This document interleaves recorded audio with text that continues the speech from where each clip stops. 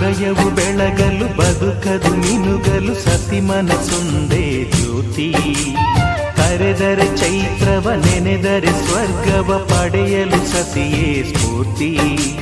ಪತಿಯೇ ದೈವವು ಎನ್ನುವ ಜೀವವು, 7 ಹೆಜ್ಜೆಗಳ ತ್ಯಾಗ ಪ್ರೀತಿಗಳ ಮೆರೆಯುವ ಸತಿಮಣಿ ದೇವತೆಗೆ ಸಮ.